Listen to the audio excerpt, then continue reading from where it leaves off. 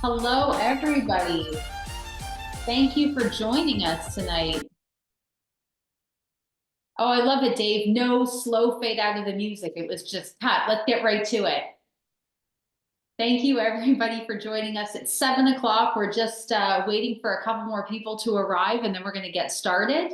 I'm joined tonight by Sarah Copon. Hey, Sarah. She is our Director of Residential Leasing Services here on the Carol Potter Real Estate Group.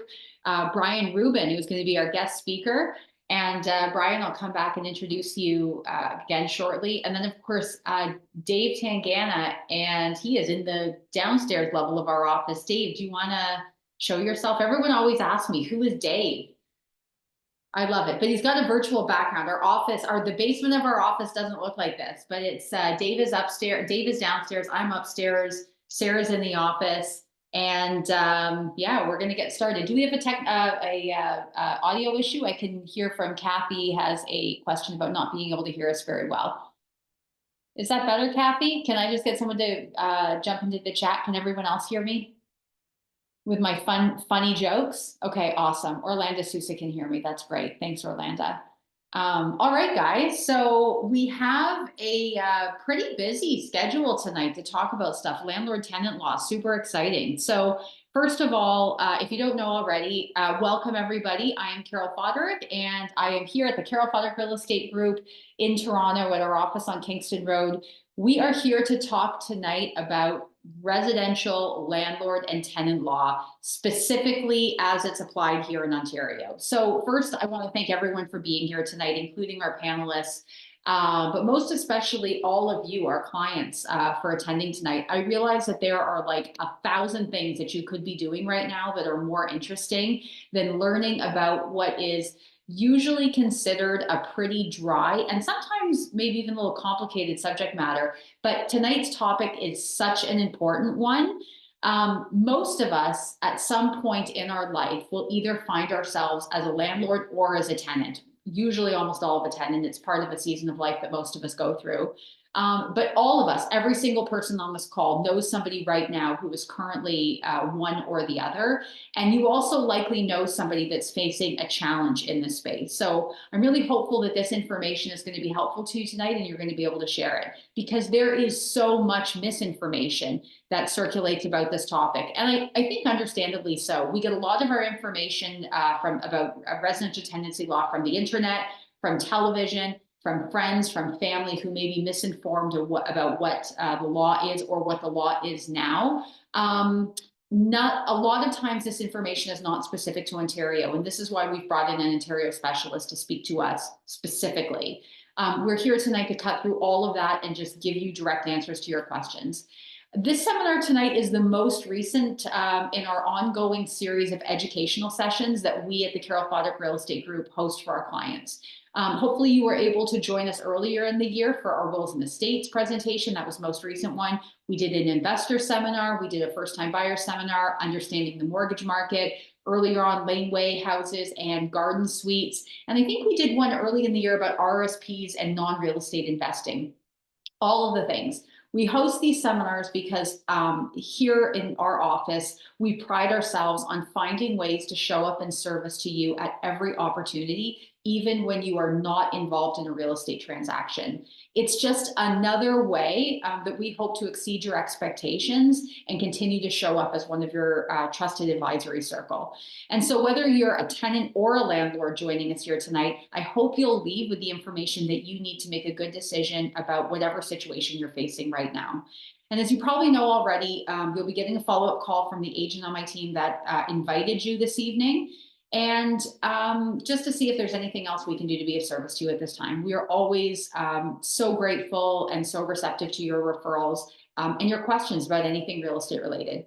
I'm joined tonight by Bryan Rubin of D&D Associates. He is based out of Vaughan, Ontario, which is just north of Toronto, but he serves all parts of Ontario. So the Ontario Residential Tenancies Act applies to everywhere in Ontario, from Thunder Bay all the way to I don't know, Ottawa, I guess, whatever the far eastern edge of our province is. He has 15 years of experience in a paralegal that specializes in landlord tenant law, and it is a family firm with an established history of over for decades. So I'm really excited to turn it over to him. Just a reminder, everyone, that this session is being recorded, so please keep yourself muted. There is going to be a question and answer at the end. You can start throwing your questions in the chat already. We had a ton of them received ahead of time. And of course, you'll receive a copy of this recording tomorrow. I would encourage you to rewatch it, share it with anybody that you can think of who might find value in it. So again, thank you, everybody. I'm really excited to get started. And Bryan, I'm going to turn the presentation over to you. And Dave, you're going to be of assistance to us in managing our slides. So thank you, everybody. And thanks, Carol. Thanks for actually having me here. It's a pleasure to be here to speak to everybody about these topics, because it is a very misunderstood industry. And for people that don't know what really goes on, I'm glad I can kind of give some insight. Thanks, Bryan. All right, Dave, should we start our slide deck? So I think tonight, Bryan, we're going to start with just some really general concepts, just so everybody understands sort of the basic terms and terminology that we're going to be using. The act that governs all residential law and residential tenancies law in Ontario. Dave is getting started. Are you blinded, Dave, by all that natural light from those big, beautiful windows behind you?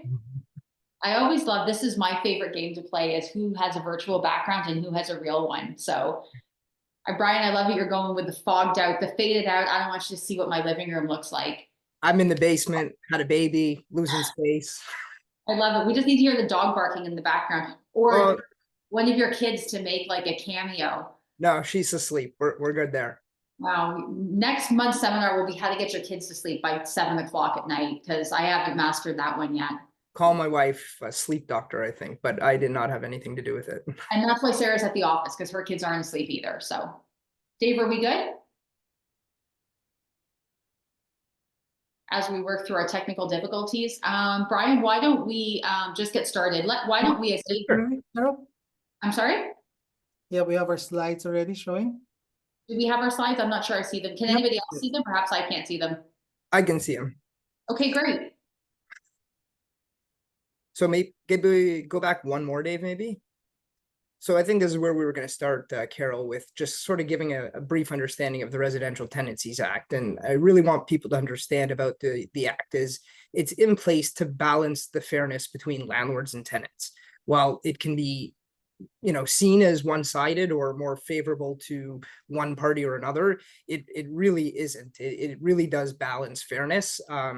As long as people are following what the law says and people are abiding by their lease agreements, this is what will essentially ensure people are looked after fairly by their landlord or their tenants. Okay, thanks, Bryan. So just to be clear, if you are in a residential lease in Ontario, the Residential Tenancies Act is the act that governs all residential leases. And so we wanted to talk a little bit about what circumstances would fall under the Residential Tenancies Act and what wouldn't. So I'll give you scenarios. So we tend to think of residential leases as like you go out and you rent an apartment. What if you are living in your mom's basement and you were unhappy with the switch from craft dinner to, generic? Is that a grievance you can bring to the Landlord Tenant Board? It's a good question. I guess I wish I never tried that, but it's probably not. Residential leases cover parties that have agreed to rent essentially a basement or an apartment from someone else. So the son might be able to apply to the board and see if the act applies to him, but chances are if he shares a kitchen with his mom or a bathroom, then the act doesn't apply to anyone that actually shares a kitchen and a bath. So theoretically, you have a guest come over, they stay with you, they are not necessarily a tenant, as long as they share a kitchen and a bath. Even if they're paying you rent or it's a roommate, specifically if they're living with the current owner, that's the only way really you're not in a residential tenancy lease governed by the RTA. Got it. And so a couple of other exclusions that maybe you can speak to: short-term rentals. So if you rent an Airbnb, the Airbnb is not, if you're either renting or a renter, it does not govern the act. And how do you define that? So if you had somebody in the short-term rental whose stay was renting for 6 months, would there be a line that's crossed that said this is now a residential tenancy under the act? No, we actually know that if you have a contract through Airbnb or a company that does short-term rentals, the act does not apply to that because it's governed through a subsection in the RTA, which is for the traveling public, essentially. You could get into an issue, I guess, if you now privately start agreeing to rent that to someone outside of the platform you're supposed to use. That could prohibit you from being a short term to now a lease agreement. So if you have that contract and someone stays, you could effectively be able to get rid of them without going through the landlord and tenant board. Got it. So really important, if you're doing a short-term rental and your tenant wants to stay on, it's important to remember that once you start renting directly to the tenant outside of the platform that you found them on, that you could find yourselves in a difficult situation. Does this apply to commercial properties in any way? No, so commercials are not covered under the Residential Tenancies Act at all. They have a total different law, and that would be usually just governed through the Commercial Tenancies Act, essentially. So completely different case law. So perfect. Okay, great. So to be clear, if you were in a short-term rental and you had a grievance, the landlord tenant board would not be the place to take it up. You would take that up with the host provider. That's correct. And really they're a guest. They're never a tenant in all intents purposes for that reason. And yes, they, again, like any grievance, you would speak to them about it, but you wouldn't really be able to go to the board, for instance, if they're not providing something. Got it. Great. Okay. And so we hear the term landlord tenant board thrown around a lot too. Can you just describe what the board is and how they work to apply the Residential Tenancies Act? Sure. So the board is there to be sort of the middle ground between landlord and tenants, and they're sort of there to adjudicate matters in a fair and efficient manner. So they usually look to try and resolve matters. That is really the point of the board. However, there are other reasons why people go for evictions. Obviously, if you're not getting rent, or if you have a issue with your landlord, they're not looking after the property or maintaining it. You would go to the landlord and tenant board, and they would adjudicate the matter based on the issues you bring to the board. Great. Okay. Thank you, Bryan. And just a reminder, guys, you can throw questions in the chat just as they come up. If you seek any sort of clarification with any of these things, just or if you have a question about some of the terminology that we're using, just raise your hand or put it in the chat. That would be awesome. Bryan, I'll let you get back to the slides. Sure. So again, determining if you're covered under the RTA, if you're never sure, you can always apply to the board and present a situation to them, and they will make a determination through a specific A1 application, essentially, to ensure you either are covered or not. And if you're not covered under the act, then you really aren't a tenant at that point. Okay, got it. So let's talk a little bit, maybe, Bryan, about best practices, about, if you have a grievance, if you're a landlord and you've got a challenge with a tenant or vice versa, what's your best practice in terms of how to proceed with a challenge? Sure. So fostering a great relationship with a landlord and a tenant, excuse me, is always your best practice. So trying to reach out to your landlord, of course, seeing if you get a response. Most of the time you want to provide an opportunity to fix or repair any issue, whether it's maintenance concern you have, or you're not receiving rent or not getting it on time every month if you have, specific bills to pay. So aside from applying to the board for specific legal reasons, I think always having a conversation with your landlord and your tenant to see what can be done to resolve these issues. And if people aren't going to, fix them amicably, then you would apply to the board to address that grievance. Got it. So what you're suggesting is that usually your first course of action should just be to speak to your landlord or your tenant and see if there is an easy answer. Is it different if you're dealing with an individual person or, say, a management company? So you're not dealing with the landlord directly, but perhaps like a management company that is hired to either manage a small rental or a big building. Is that still the best option? It's your best practice. An option, again, sometimes suing a landlord or a tenant sets off, other personal relationship challenges. But, reaching out first, you see if you can get somewhere. And if it's a management company or you have the actual landlord's contact and they're not responding, move up the chain first. And again, that goes for anybody, that if you have a guarantor or somebody, their tenant's not responding, reach out first to see if you can address that situation, because generally there are fees and other expenses involved if you have to, bring it to the landlord and tenant board. Got it. Okay. Thank you, Bryan. And I know you had sort of a legal disclosure that you wanted to give to everybody just about the information that we were going to share here today, because of course everybody came sometimes with very specific questions, but let's maybe just touch on what you can answer, what you can't answer, and when somebody's going to need some good legal advice. Right. So, and I thank you very much, because I'm legally not allowed to give out specific legal advice to specific situations. Giving some general advice, of course, the Law Society has some rules about that. So trying to give people some information about their situation is what we're kind of here today to do, to inform and educate everybody. So if we do have something more specific, again, I'm happy if you reach out to me, we will get you my contact information. But if anyone needs that kind of information, always go to a legal representative first. That's part of this. Got it. Thank you. And so, Bryan, it's an important distinction because you've mentioned the Law Society. What's the difference between a lawyer and a paralegal? So I'll take a step back. Perhaps when you have a challenge as a landlord or a tenant, you have a couple of different options, maybe 3, maybe 4. So one would be go it alone. Try and read through the act, understand how to apply it to your circumstance. Escalate it to the Landlord Tenant Board if appropriate. You could do that. You could call a paralegal, you could call a lawyer, or you could call your dad's friend Tony, who was going to solve the problem without the involvement of any professionals. Probably we're not going through the 4th option. So from the 3, maybe speak to me about a little bit about where you might see some of the missteps with people trying to interpret the act alone by themselves. And first of all, should they be, is the Residential Tenancies Act an act that is easily interpretable to start? It is a bit challenging. It is meant for everybody to understand it, but of course there's nuances within it that don't always make sense to people who are not legally trained in understanding every aspect of that. So I would always say, again, try and look at the act, try and see what's in there and how it applies to your situation. But again, I'm always going to tell somebody to get legal advice. Most paralegals are different than lawyers. They specialize in an area of law. Most lawyers do not specialize in landlord and tenant law. They generally close a lot of deals as real estate lawyers, but most other lawyers don't touch this if they practice, obviously, criminal law, personal injury law.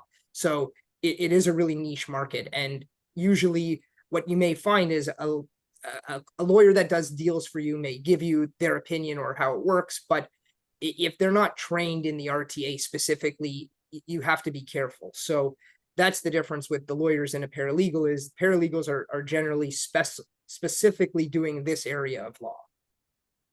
And they're cheaper, actually. So that's a big point too. We love that. They are always a cheaper option. So I'd love to bring this a little bit full circle, because of course we have Sarah Copon on the call as well. She's going to help with some of our Q&A as we get into it, because we had some pre-submitted questions. But I also want to speak to that last point just as a real estate professional. As many of you on this call know, whether you're a landlord or you are a tenant, real estate professionals or real estate agents are licensed to be able to assist with with leasing of properties, whether it's representing a landlord or representing a tenant. And like all things, there are many people do it and few people that do it well. And we'll come back to this at the end of the question, at the end of the call today. But what I really wanted to highlight was the fact that you do have the benefit of working alongside a licensed professional that can help you navigate a lot of these challenges, whether you're an investor or a landlord client looking to lease out your property, or you're a tenant who is looking to understand the leasing process and lease a property. We can assist with both. And I'm going to come back to that after. But let's get into the Q&As, because I feel like this was such a hot topic, and it came on the heels of a lot of discussion in the last 6 or 8 months, or maybe even longer than that, really since the beginning of COVID, of what's happening with residential leases. And I'll let you speak to that as well, Bryan. But Sarah's going to ask some of our questions that were pre-submitted in, and then you can take a stab at them, and then we'll have some discussion about each. So the first question that we have is, my landlord would like to sell my unit and is telling me that I need to move out so that they can list it for sale. Right, and that comes up a lot these days A because lot. a Brian, lot of you know, people like want to half of your invest. business right now, everybody's talking about being, you know, either selling a rental property that they have because, you know, the market has changed and they don't want to be a landlord anymore. They've realized a tremendous profit and they are ready to just move on to something else. Or they're on the other side, they are a tenant that's being displaced because the landlord intends to or has sold their property. We get these calls and questions a lot. How are you navigating this? So we try to talk to people about what their rights are, and again, it comes down to understanding your rights first. With respect to moving out, nobody can tell anyone to just move out. Obviously, I think that's pretty clear that there's no established way to just make somebody move out. So if that is a discussion, I think your best bet is to speak to your landlord and again, educate yourself as to what you're entitled to do or what you may be able to do. So you don't have to actually move out of an apartment or a house or anywhere without specific legal notice. And everyone's entitled to legal notice, which again is what the RTA is set up for, is to provide tenants and landlords specific guidelines on what they can do when it comes to issues such as, you know, selling a property or moving in, or a lot of times these days I'm seeing children who are moving into properties just because they cannot afford to buy and their parents have worked or family have worked to invest in, you know, it doesn't mean you have a right over a tenant either, if it comes down to it, to sort of say you must leave. So again, if it comes up in that sense, I would advise anyone to again look into their rights or get legal advice for that situation. And to be clear, Brian, you cannot preemptively ask your tenant or be asked as a tenant to leave. So the time that you can be notified of potential eviction is when, because it's not in anticipation of the property going up for sale. Correct. It's when you get a purchase and sale agreement in hand. And again, I think we're going to talk about this within vacant possession, where you have to understand that there are rights, again, tenants have, and you may not expectedly get vacant possession in 60 days is a sort of a normal requirement. So going back to that, you know, the tenant would be given their legal right as a notice. And then, you know, I think as an investor, it's just looking at it saying it could take a little bit longer, but this is still the right decision. And, you know, as a tenant, again, it's, you know, it may still come down to finding a new place, but can you have that conversation with the landlord anyways? But at no point would you ever have to leave just because you're told to. Got it. Thank you, Brian. And then let's say, for example, the property has sold and agreement of purchase and sale has been entered into, and it is a real and bona fide offer, and you've been served the appropriate notice. What sort of compensation is the tenant entitled to? So they're entitled to 1 month's compensation that is well established. It's essentially moving costs. So, you know, people have the right to negotiate, and that goes for landlords, tenants, and again, sellers at the buyers at that point don't really have much say. So the negotiation would kind of be between the two parties that are still on contract with each other, and potentially it could work out for both parties. A tenant may be able to better themselves in a position moving forward, or a landlord is able to give some more clarity to a buyer, and a buyer has more clarity of when they can actually move in potentially. So a lot of misinformation there, because I get a lot of frantic calls from tenants that have said, I want to leave, or from landlords not realizing that they can't evict preemptively. So I think there's a big point of miscommunication there. And I will say on the real estate side, whether you're on the buying side or on the selling side, probably one of the biggest and most catastrophic mistakes a real estate agent can make when negotiating a deal on behalf of a tenant is not properly accounting for the fact that you have a party involved in the transaction that is not party to the transaction, and trying to account for what their actions are, and how they're going to mitigate the situation. So if you're contemplating a transaction, a real estate purchase or a sale that involves any component that has an existing tenant in it, whether it's you're asking for vacant possession or you're asking for an assumption, it is so critically important to work with a real estate professional who really, really, really understands this. And if you're not, you need to pause and get the legal advice of a paralegal, because it's just super important. And I think a lot of horror stories that you're hearing floating around about, tenants overholding leases after a sale or just refusing to move often come with a lack of understanding at the time of the offer negotiation, at the agreement of purchase and sale between the buyer and seller, about how best to handle that situation. So thank you. That was actually submitted by 3 or 4 people. So we know that now that the market is moving again, and there are transactions now being written every day again in the real estate market, and we're starting to see it light up again. This is going to become a more and more commonplace question to be asked. So thanks for that information. What do we have next, Sarah? I think that was a 3-part question, but we can skip to the next one. So the next question is, I've heard that some apartments are rent controlled and some are not. How can I tell which is which, and what are the implications to both? So it's tough to tell. There is a law that came into place that said any new home built after November 15, 2018, or any unit that was never sort of on the market, so like your parents' basement or your own basement, if it wasn't rented prior to that, the government was hopeful that people would effectively give more units to the public. So they've incentivized landlords that if that is part of the coverage, you can increase your rent above a guideline. The only way to really know that is, I guess, ask your landlord, or which is sometimes hard in an older home, but you could probably look up, or with your real estate professionals, try to find out when it was first rented.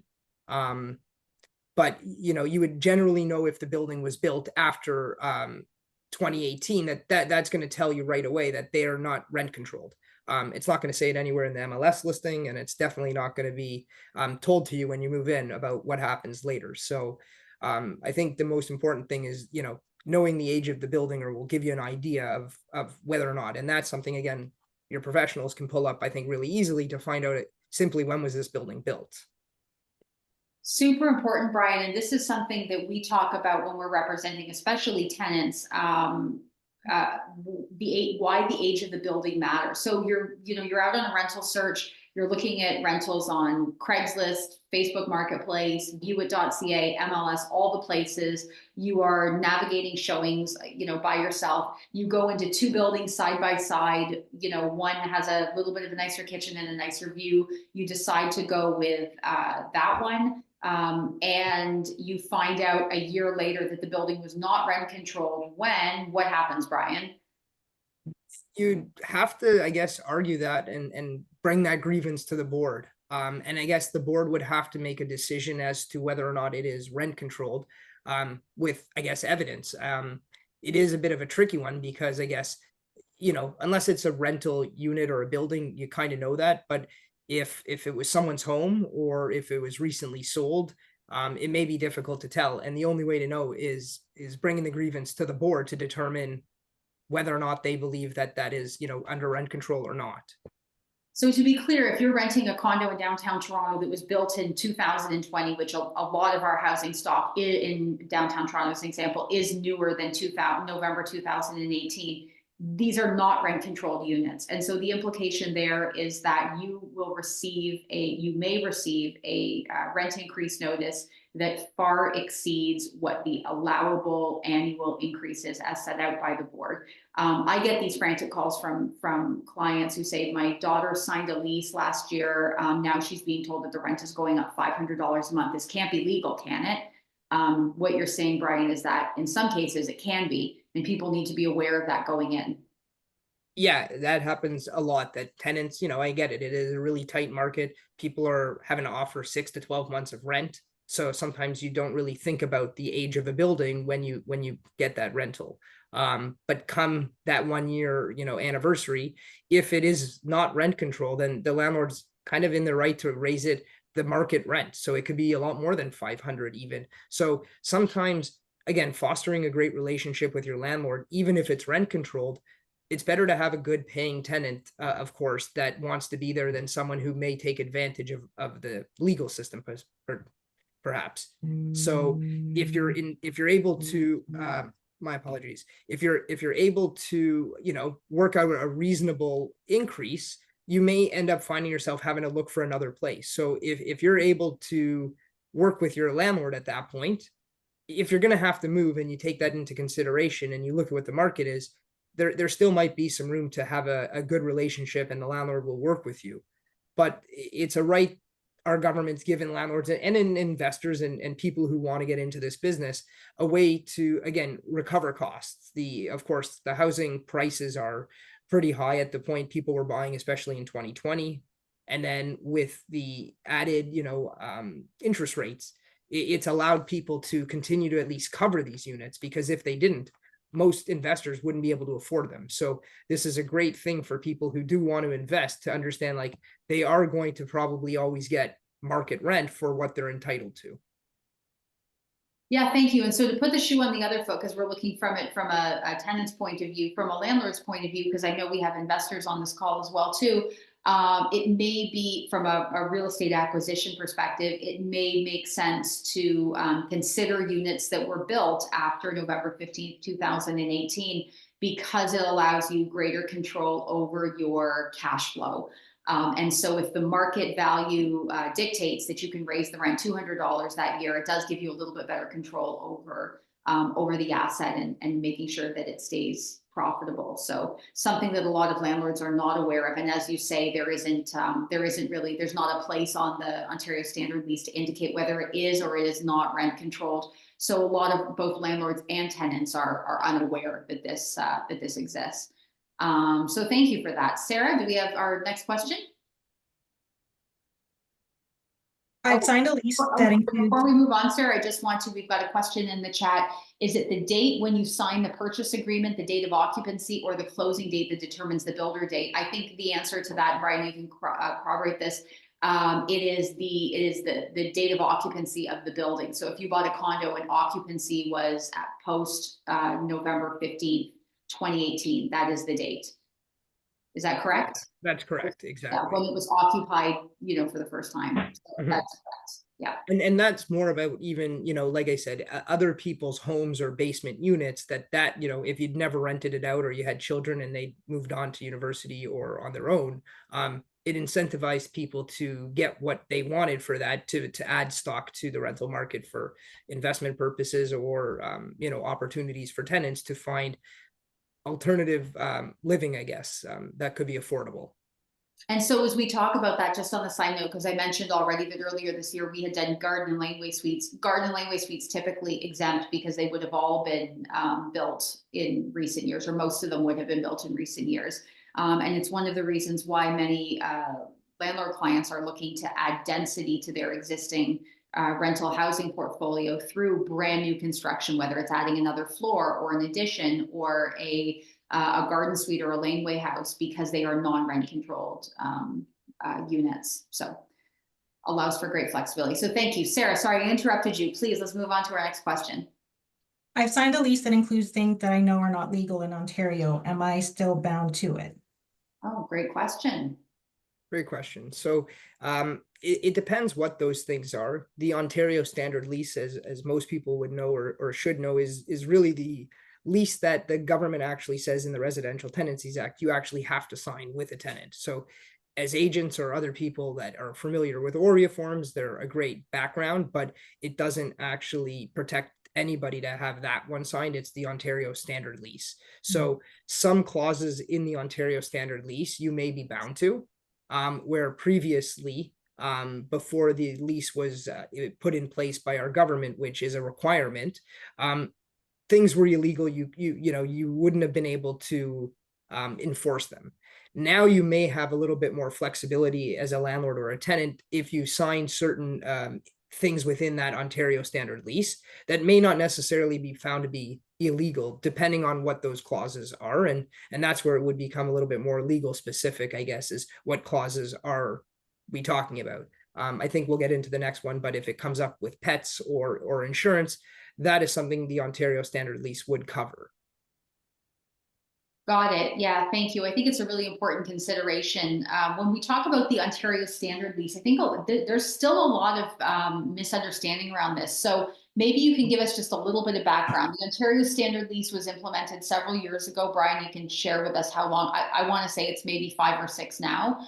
Why was it implemented, and why is it necessary for both our tenant and landlord clients to understand why they're important to sign?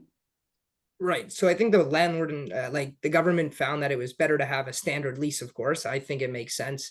Parties fully know what they're signing, and it was created again by our government. Most people who sign leases, they were either done on a piece of paper or through ORIA forms, which is, the normal way of doing it. I think the government was looking to find that taking it out of the real estate agent's hands at that point, unfortunately, but I think they wanted to just ensure that people weren't agreeing to things, because even people can print those ORIA forms. They were filling them out on their own, even if they weren't real estate agents, and that's what it was really about. So having, pet clauses or insurance clauses, they were finding that that was an illegal issue. Those were things you shouldn't be putting in leases.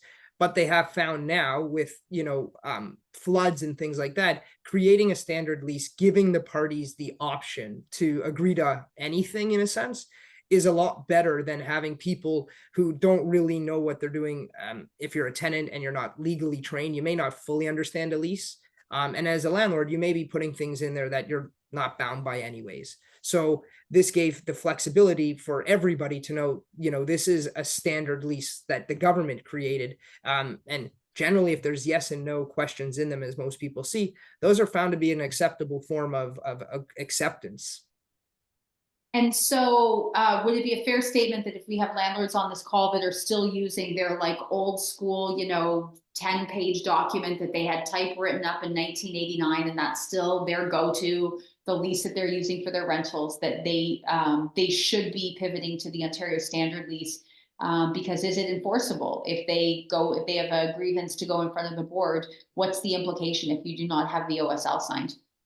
So there's actually some different implications, because the Residential Tenancy Act actually requires landlords and tenants to sign the Ontario standard lease.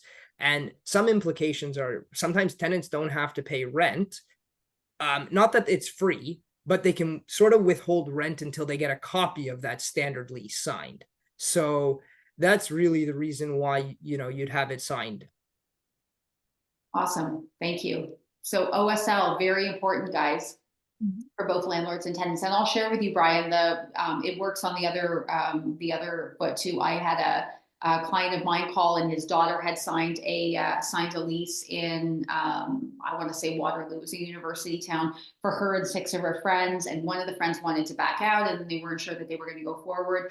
And he had 2 different lawyers review the lease, and they said, no, this is ironclad. She's on the hook. She's going to have to pay for the year.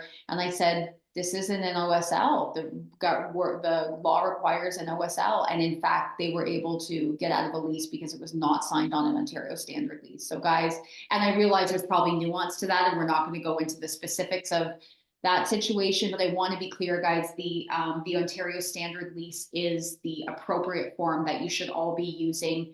And when you're on the tenant side, you should be expecting to sign one. So when you are trying to navigate the rental market by yourself, and you don't have the services of a real estate professional alongside you to ask these important questions, at the very minimum, make sure that you're requesting a copy of the OSL. Sarah, we're just burning right through these questions. Let's keep going. As a landlord, can I ask for a damage or a pet deposit? Oh, pet deposits, damage deposits. We love talking about that. Bryan is off camera for a minute. I'll wait until he comes back on. Sarah, we get asked about this quite often. So we're talking about damage and pet deposit. Is it legal to request one, or to be able to hold one, or to be able to make a claim against one? My apologies, guys. I'm just charging like my charger. Love it. Sorry about that. So again, this comes down to what the specific lease agreement is, and some of these clauses are actually now acceptable. So what I used to say was, if you had an old lease and it was signed prior to the Ontario standard lease, realistically, you would not be allowed to put in there no pets. That is definitely something that you have a right to do. And that's why the standard lease gives parties an option to say yes or no, especially a landlord, that if they want no pets in their unit, and if it's a condo effectively, then that has different consequences as well. So if parties agree to pet deposits, it could be found that you agree to it. And again, generally you can't force somebody to give you a deposit, because the only requirement when you sign a lease is first and last. You can get key deposits. Those are generally normal, but they're not looking for people to pay more than they need to, if it's not a requirement. Is it lawful, Brian, to require a tenant to pay a year's upfront? So say they're new to Canada, they don't have Canadian credit, they don't have gainful employment yet, but they are coming with resources. Can you require that person to pay, make rental payments upfront? You cannot. No landlord is ever entitled to say, I want this to rent you a unit. Again, in the market I know a lot of tenants are in, that I see for a lot of clients that I work with for tenants, is what do I do? I can't find a unit. I've applied to 20, but they keep saying, oh, there was someone else, or someone else made us an offer. What do you think you can do? And people get scared. So they're, again, either new to the country or trying to get a unit, just if they're moving out of their own parents' house, or, moving from place to place. It's just seemed that the market's tightened up, I guess, how people vet their tenants, which is also a very big, important thing.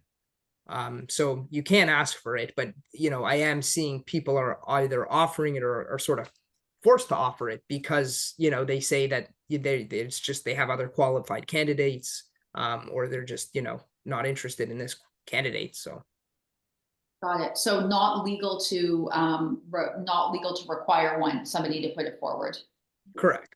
And so if you were to voluntarily offer it, is that still something, if you're a tenant and you are facing those challenges, and because maybe you've got a poor credit history, or you don't have a long work history or something like that, is it lawful for you to offer it and for them to accept it if you make the offer? Yeah. And that's what I'm seeing more and more, I guess, with leases, is tenants who are being sort of forced to, bless you, forced to make that offer, because the market has tightened up, where, there are horror stories out there, and it goes both ways. Whether you're a landlord or a tenant, you could have a bad landlord, you could have a bad tenant, and vice versa. You could have good landlords with good tenants. But I think landlords and investors and agents are tightening their grips on what they have to look for, because there is some other considerations when you do rent your property, and it is a business. Got it. Thank you. Okay, Sarah. My tenant is claiming that there are maintenance issues with the unit and are withholding rent. Is this legal? So we see this on both sides, right? We see this sometimes where a tenant will withhold rent because, say, the stove is broken. So they're deducting the cost of a new stove from the rent, or they're not paying their rent in full. Or on the flip side, if the tenant hasn't been paying the rent, we see the landlord trying to cut off services to the tenant. What is a legal approach here from both sides? Sure. So from the landlord side, you want to always address tenants' concerns, and look into these things. You have a requirement to do so. So as a tenant, you want to bring to your landlord's attention issues as soon as you can. And that starts the ball rolling to, bring a grievance to the Landlord and Tenant Board if they're not addressing it. But at no point can a tenant withhold rent if a maintenance issue is not being dealt with. And I can appreciate why someone would try to, see if that's going to make the landlord do something. But I would advise you get legal advice, because, paying rent is still a sign of good faith. So if you're continuing to do that, once you stop paying your rent, it does make, an insinuation that you're not, as genuine, even if your complaint is genuine. So I would just advise pay your rent and get legal advice, or bring them to the Landlord and Tenant Board to bring that grievance there. And then on the flip side, so the other side that we asked, if we've got a tenant who is not paying rent, not because of a grievance, just because they're not, is it within the landlord's right to lock the door, withhold services, bar them from entry to amenities? How does that work? Yeah, so they can't actually do any of that. You don't want to withhold services. Like I said, you're required to do it. So you would serve tenants notices if really you can't have a conversation with them, as I mentioned earlier. Like, that foster of a relationship matters so much that things happen in life. So if you stop paying rent, or you've lost your job, for instance, or had some unexpected bills, having a conversation with your landlord first is going to give them the idea that you're not just trying not to pay them. But a landlord still is entitled to serve notices and give tenants like the idea that this isn't acceptable by me. I have responsibilities myself. So you can't just put a tenant on the street, or I think you said call Uncle Tony. Those days are long gone. So you just want to look after the legal interest as soon as you can so that you don't get further behind. The delays at the Landlord and Tenant Board, just so parties are even aware, one way or the other, are usually around 4 or 5 months. So the longer things fester, the further delayed you become, which could hinder a lot of your, business interests or personal interests. Got it. Thank you. Okay. Sarah? My tenant is always a couple of days late paying rent, which is causing me to be late on my mortgage payment. How do I get them to pay promptly? And I think this goes right back to the fostering of the relationship. Reaching out to your tenant to try and understand, can I understand, what's going on? Talk to me, I want to work with you. But sometimes that's just not going to work either. If the tenant just can't afford the rent, a lot of the times you will get some silence from them. So you want to bring them, notice to them as soon as possible. And from the other ends, if they can't do anything or aren't willing to leave on their own, you would just, again, get legal advice or serve them notices with respect to the issue they've presented. And if they don't rectify it, you'd bring them to court to do what you have to do. Again, for most people who are landlords or an investor, it is a business. And for a tenant, it's a business as well. For a landlord, they generally have mortgages and other bills, but you have to see it from both sides. So that's why there is a lot of leeway for people to work with each other, I think, and resolve these matters. If you are consistently late paying the rent, not through maliciousness or inability to afford it, just it's you don't get around to it. The first comes and it goes, and you forget to send the e-transfer or whatever.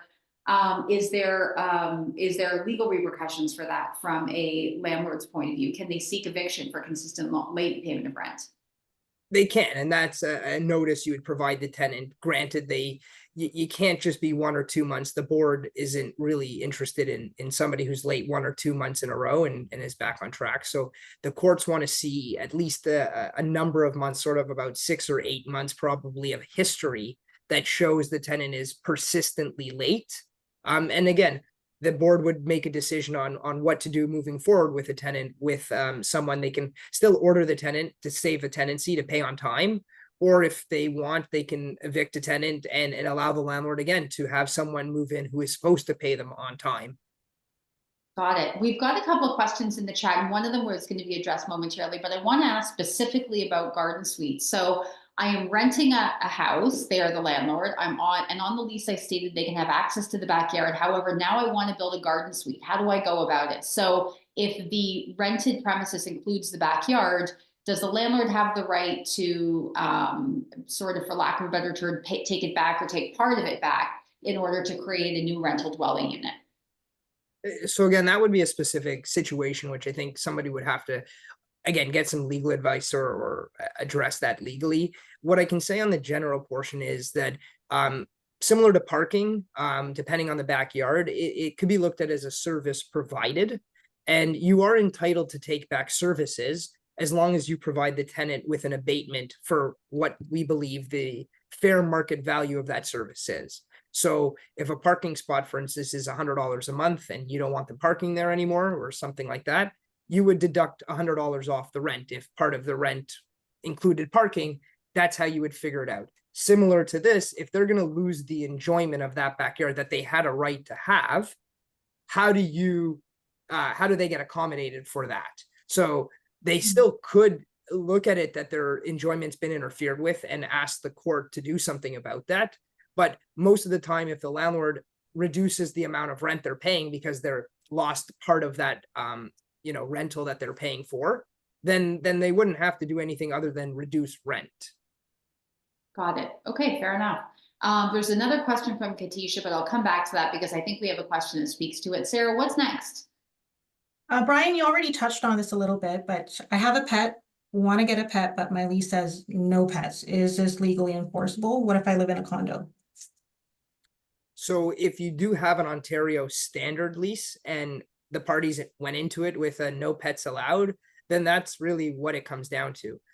But it doesn't stop parties from negotiating. If you want to get a pet and your landlord's open to it, then you still can ask and amend your lease and, you know, say pets allowed so that you don't have a problem.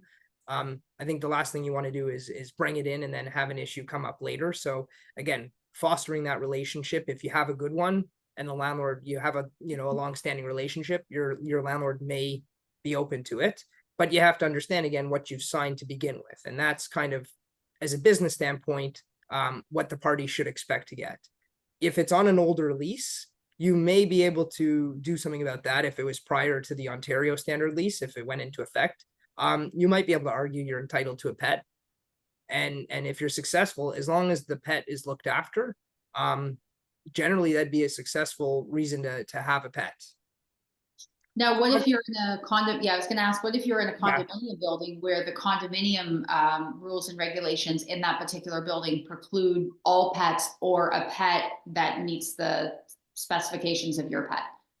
Right, and I think that's the same thing, that parties should go into these things expecting, with most condos today, I think most people are signing the residential, the Ontario standard leases, and right there, it's really clear. And most people will have the declarations of the condo stuff if they're renting out condos with specific declarations that don't allow pets or specific sizes. And again, it comes down to sort of, I guess, speaking to your landlord and getting their thoughts if they're okay with it. But again, if it's a condo with a declaration, I think you're never gonna be allowed that pet, because the owner is going to eventually say, we're getting complaints, we're gonna be sued, they're gonna try and take our condo because we're not abiding by that. So you know, again, going into leases, you really want to understand what you're signing. Got it. Thank you. Sarah? How do you properly screen for a tenant to be sure that you're renting to someone that will pay on time and treat the property respectfully? So Bryan, I'm curious to get your thoughts on this first, and then I can follow up with it. Sure.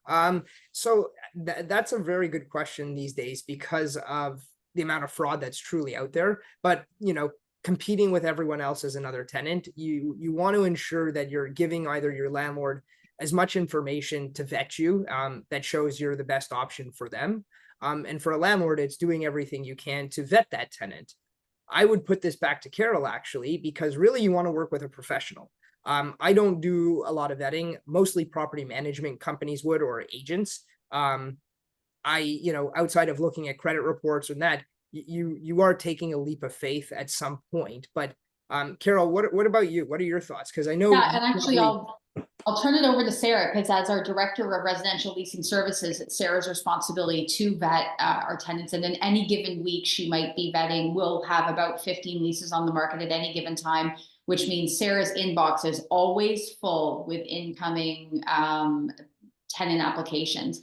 And so what are some of the things that we are vetting for, some of the ways that we serve our landlord clients by ensuring? Because to take a step back, I do hear this a lot from landlords or from potential investors where they say, I would really like to expand my portfolio, but it just seems like there's so much fraud out there. How do I protect myself? Or from people who have heard, you know, I've heard horror stories about being a landlord, and I don't want to get a bad tenant who's going to move in and not pay. How do we protect our clients against that, Sarah?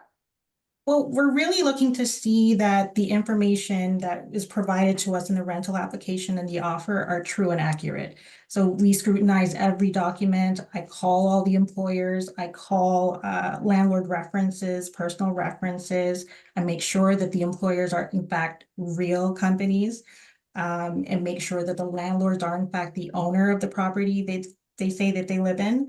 We also do a thorough review of their credit report and history. We want to make sure that the employers and the residents that they live in match, and that we're looking for, you know, history of late payments, any kind of deficiencies, anything like that. So we're really doing a deep dive into the information that's provided to us, making sure that everything is true and accurate. I think it's important, Sarah, things we can't screen for because they violate Ontario human rights. So we cannot screen for religion. We cannot screen for ability or disability. We cannot screen for race. These are things that we simply are not able to look at. And so when I have a landlord client and they're asking me to do a good job of trying to to establish that the tenant is going to treat the property with respect and pay on time. These are all the tools that we'll lean into to make sure, because I think that a great tenant will leave clues, and you can see evidence of that throughout their previous rental experiences. And I want to be clear, although there is a lot of fraud and there is a lot of, poor quality candidates, we also find ourselves at a time where the pool of potential tenants has never been stronger, because so many people who would have normally entered the housing market over the last 2 years sort of hit pause on that plan to re-enter or to enter in to the real estate market as a first-time buyer. And so mixed in with some of these challenging applications, we also find just incredibly well-qualified tenants who by all means shouldn't even be tenants. They should be homeowners. And I'm sure we even have a few of these people on the call tonight, people who are, making great incomes, have good credit, have savings, and are paying rents that are sometimes in excess of what they would be paying if they were a homeowner. So, it's really a matter of weeding out the good from the bad and giving direction to the people who are potentially not great applicants about how they'd be able to improve their credit so that they're not going to face these challenges in the future. I do want to make a comment too, though, because I think part of the question, Sarah, was treat the property with respect. And this is an important consideration. As many of you know, I'm a landlord myself. I think it's unreasonable as a landlord to expect that your tenant is going to have more of a vested interest in the upkeep of the property than you have it in yourself. So if you approach the landlord-tenant relationship with a proper respect for the responsibilities that you as a landlord should be bringing to the table, and by that I mean you take the time to invest in your property, you keep the maintenance of it up, you do a good job of responding to their concerns as they come up, and you generally are just mindful of how you're managing this asset, I think it will go a long way towards reducing the friction with potential tenants and also attracting a much higher caliber of tenant. If you can't be bothered to pick up the garbage off of the front lawn, don't expect that the tenant will either. If you turn over the occupancy of an apartment with, scratches all over the walls and floors, you can expect that they're not really going to care too much if they contribute to more scratches on the floors and walls. So I think it is important that, the caliber of the tenant that you're going to attract has to be reflected in the caliber of the unit that you put out there. And it doesn't mean it needs to be the most luxury offering to the market, but is it clean? Is it well presented? Is it well maintained? These are all things that don't necessarily cost a lot of money. It just requires you to be thoughtful and intentional as a landlord. So I think I think that that's really important. And then I just want to quickly, because we talked about this from a landlord's point of view, but we did touch on fraud. And, Bryan, you've probably seen this as well too.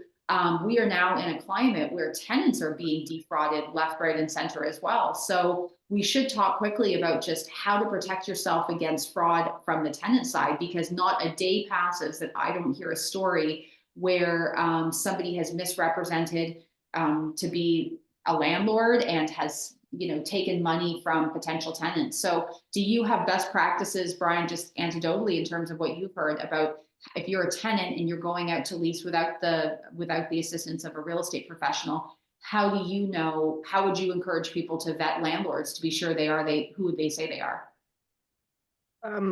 I guess what you can do is, again, work with an agent, because you can always pull title to see who the owner is. Most people won't be able to do that, but it's really hard. It really becomes a lot of the times a leap of faith. You're, either meeting somebody on a marketplace or through an ad or viewit.ca where, you are going there. So you maybe bringing someone with you if you're going to a unit, things like that. But being, sending somebody money, I guess, like that, you got to just be very careful of who it's going to and ensure that, if it is, that they truly are an owner. Because I think I've heard stories where people are pretending to rent a unit, they get an e-transfer, and that unit's either rented to someone else or it doesn't even exist. So, making sure you go and view it or actually see the place for yourself, things like that will probably ensure you're better protected. Yeah, I would just agree with that. Sarah, do you have thoughts? Because we face fraud day in and day out from tenants that come to us, unfortunately, to work with a professional after they've been defrauded. Yeah, I think there's a number of tools as well that we can use, such as sites like openroom.ca, where we can take a look to see if there's any previous history of anything like that that's been happening. So, but yeah, like Bryan said, it's really important to just make sure that you're actually speaking with a professional, just so that we can guide you through the whole process and make sure that you're not getting frauded like that. Got it. Thank you. Yeah, I just wanted to touch on that because we talk a lot about fraud coming from the tenant side, but it is unfortunate reality that tenants are being defrauded en masse right now as well too. So one thing I was going to add, Carol, and I know Sarah just touched on it, is as you're talking about screening going both ways, those two options we discussed earlier, openroom.ca has started an idea that people are uploading orders, so you can actually vet a landlord's name or a tenant's name. Although you not necessarily know who they are. If they're not uploaded, then you still won't know. But the other one is Rentzen, and that's RENTZEN, I believe, .ca. And a very similar site that's come up that, again, gives people the opportunity to try and vet landlords and tenants. And Rentzen goes a bit further to give people an idea on wait times. So if you are going to the board for a grievance, they have included a chart of members where if you're going to court, you have a good idea of how long it's going to take to even get an order. So that goes both ways. If you're a landlord expecting rent, or if you're a tenant expecting maybe an abatement of rent because the landlord, interfered with your rights, there's good tools out there to give people an idea of, what to do. And if you see certain delays, then again, best practice, try and work with your tenant and landlords first, and try and resolve the situation before you have to go down to the landlord and tenant board. amazing. Great. Sarah, next question. Can my landlord evict me if they want to renovate? Oh, renovictions, the word of the decade. And I think we had probably 6 or 7 pre-submitted questions around. So what is a renoviction? What's the implication? Why are people doing it? How do you protect yourself against a renoviction? Or what? And as a landlord, why is that not a good option? Right. So a renoviction is simply trying to get rid of a tenant to increase your rent cap, which again is usually a business decision. As much as we don't look at that, we hear landlord and tenant, but really this is a business. So landlords who, if they need to increase rent, mortgage rates have gone up and stuff like that, people are looking to always have the most amount of rent. I wouldn't suggest it because the courts have actually started to crack down a lot on that, and the fines are not worth it, in my opinion. So you want to be very careful these days going into the mindset, hey, I'm going to, pretend to renovate the place and then not allow someone back in. But it does come up. But again, a landlord has a right to renovate a property to a point where you need permits, and that becomes a different story. So that's a situation where if you can prove you need specific things done to a unit, the tenant still has rights to come back. But they're not looking for people to just say, hey, I'm going to remove a kitchen and a bathroom and the tenant must move out. So if you see something like that, I think that's where you again want to get legal advice and find out, is this reasonable? Is this proper? Or, is there anything else we can discuss, within my rights? Yeah, and I think that this speaks, we had an earlier question from Estelle, and it was a 2-part question. I think we've answered both of it. How long is legal notice to move that a landlord must give you if they want to renovate or sell? So to be clear, the answer is neither. There is no notice period if they want to sell. There is only a notice period once they have sold. And there is no notice period for purposes of renovation, unless it is a substantial enough renovation that the unit essentially has to be demolished. Is that correct? In order to be renovated or substantially altered? Yeah, substantially meaning, changing floorboards or running different pipes and electricity. But again, simply a bathroom renovation or a kitchen renovation, isn't the idea of what the board has in mind for why someone should move out. So yeah, that would just save parties from having to get into that discussion. If the landlord says, well, I'm going to come in and renovate, knowing what type of renovation is really important to determine whether or not it even may go forward or may allow you to stay without that. Got it. And so this circles around to Katisha's question as well. So we've talked a little bit about guideline increases. So if you are in a rent controlled unit, the allowable rent increase is as set out by the Landlord Tenant Board, and they change that amount every year. It's tied to cost of living, I believe, Brian. Ranges anywhere from 0 or very below 1% to maybe 3% in a high inflation year. But Katisha is asking if you can increase the rental rates if a landlord makes improvements on the property. So what I think she's asking here is whether or not you can get an above guideline increase exemption for renovations. Yeah, so those are capital expenditures. You can, it's called an above guideline increase that you can request the board hear an application as to why somebody should be entitled to that. Again, you're going to have to show why the courts should accept your rent increase is appropriate.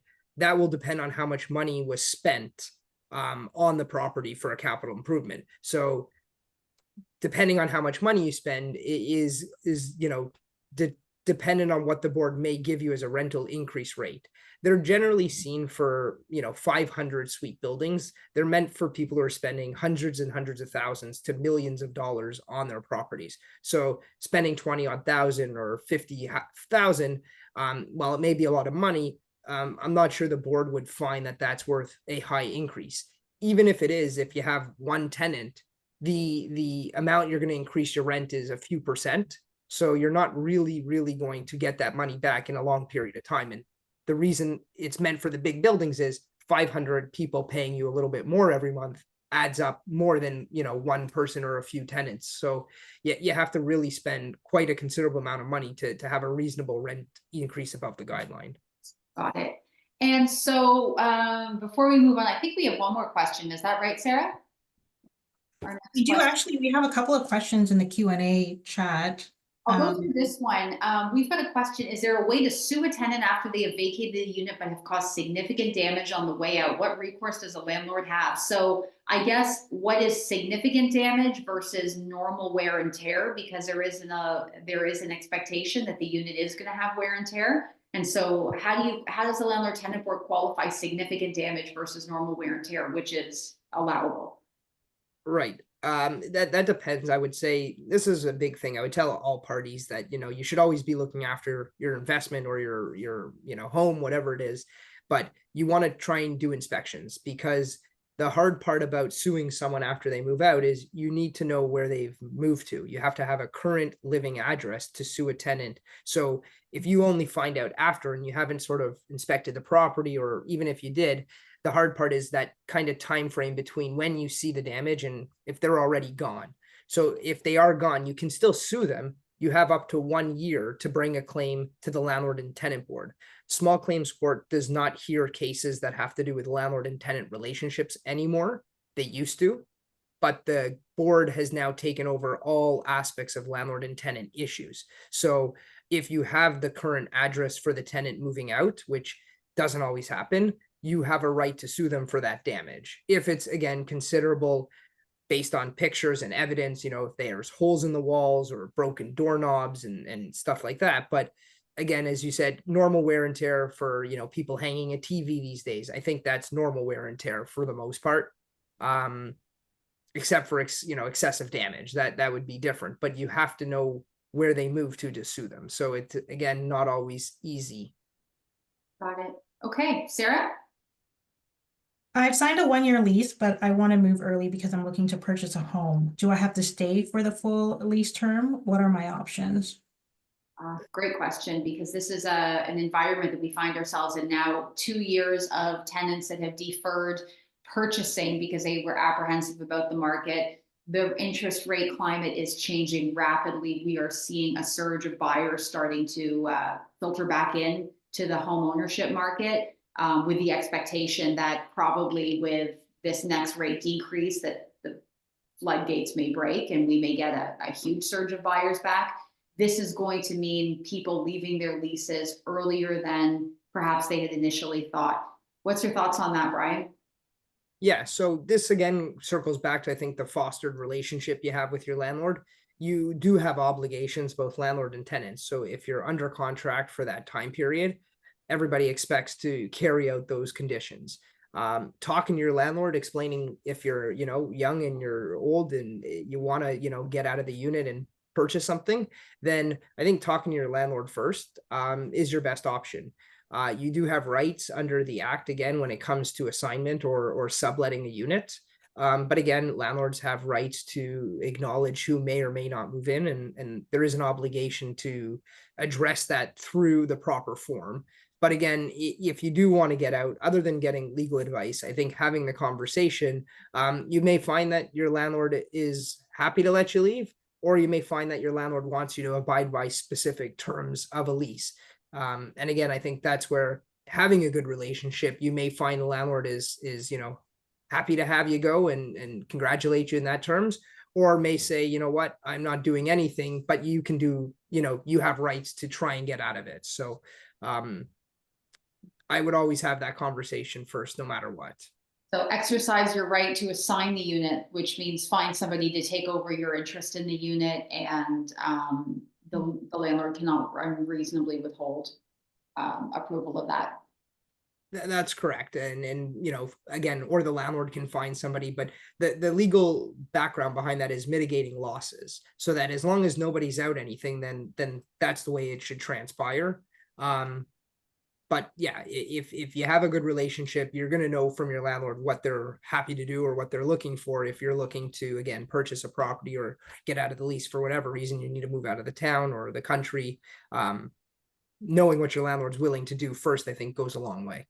Got it. Caitlin Hartley has a question here about a pre-construction purchase. And rather than going into this, I'm going to suggest that anything involving pre-construction, I'll beat Bryan to the punch before he says get legal advice. Anything involving a pre-construction purchase, whether it's renting during occupancy, anything to do with that, your question should be directed to the lawyer, the pre-construction lawyer that assisted you with your purchase. These are not necessarily questions that fall, under the Residential Tenancies Act. Just on a side note, you need to ensure that you had the right to rent during occupancy written into your agreement before you do anything. So I don't even want to go down the pre-construction rabbit hole, because pre-construction is one that is full. It's a path that is pitted with minefields, and you want to be careful that you don't do anything to invalidate your original agreement of purchase and sale with the builder. Caitlin, speak to the lawyer that assisted you with the pre-construction purchase to be sure that you're getting good advice there, I think. And then, Sarah, do we have another question or a final question? There's actually a question here. I feel like it gets asked a lot. I recently purchased an investment condo. Is there a way to get a tenant for only 1 year, as I will probably have to sell and don't want any issues with a tenant not wanting to move? Can it be written into the agreement that the tenant can only stay for 1 year? No. So what most people should understand is that a lease is actually perpetual. So if you have a 1-year lease, they automatically renew. Instead of a 1-year term, it's called month to month, as most people may know. But you can have a tenant, and I think, again, the idea behind having tenants in some respect is it's a business. So having a tenant for a long period of time is good business. If you've signed the lease, you're putting them in there, you still have rights to sell your home, and the purchaser may want to be an investor and buy that with a good tenant. But you can't include any kind of clause that says this is specific to 1 year. You can't force, parties can't be forced into agreeing to sign an agreement to end the tenancy on the date they enter into a lease. So you may speak to the tenant, or the tenant may speak to you about saying, you know what, we want to ensure that we're out of here in a year. So would you agree to sign you can give them a separate notice, but you can have them agree to end the tenancy. But that can only come after the parties have actually signed the lease and can't be on the same day. So Bryan, not to go too far down this rabbit hole, but if this is a new construction condo, would this be an outcome that could be achieved by wielding your right to and above to basically recognize it as a non-rent controlled unit and just simply raising the rent to whatever as a means to control occupancy. Is that the nature of the your right as a landlord? It is, and the idea is you have to give legal notice to increase rent, and there's, you know, certain notice parties have to give to end a tenancy, and the notice of increase gives a longer period of time because it gives parties an idea that can we actually afford the increase, and if it's a legal increase, what are we going to do about it? Sometimes you may find if you have a good relationship with your landlord, like I think we discussed, maybe that increase is going to be less than finding out what the market is if you're going to have to move because you don't want to pay what they're asking for. So it's hard to say, but you know, it's Yeah, fair enough. We've got a final question, Sarah, I think that was pre-submitted. It was an investor question, and there's a question in the chat, Laura, asking if she signed a lease 7 years ago, if it's still valid. They give checks every January, 12 checks. Yeah, I guess the short answer is your lease is still valid. It's in perpetuity, so your lease and the details would continue to still be valid. Would that be a true statement, Bryan? It is. As long as you have your 1-year lease, then you're entitled to stay there until there's an order that evicts you for either a sale or a problem that was created by one side or the other. Got it. So, Sarah, last question. We had one about investors, I think. I don't see it here. We're good. And I was going to suggest this, that from my side of things, that being an investor is always a great opportunity for parties. It creates sort of generational wealth if you have the right investment and you properly look after your tenants. I think it's a great idea. If it's something that people want to get involved in, you know, just doing your homework is really big as a landlord, because again, it is still a business. And if you don't know the business, that could be an issue. But I think if people really vet their tenants and have their professionals working with them, I think it's a great idea to continue to look at property, because it just keeps going at the end of the day. Once it's paid off, that money just keeps coming in with proper tenants and proper upkeep. You're going to have a really good business with that type of property.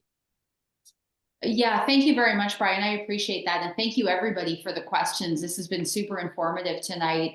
Again, a lot of our tenants that are on this call tonight hopefully are looking at their continued interest in renting. Really is only short term, because we've had a lot of discussion over, you know, things like rent evictions and being asked to leave, and because the, you know, owners want to take back possession or they want to sell it.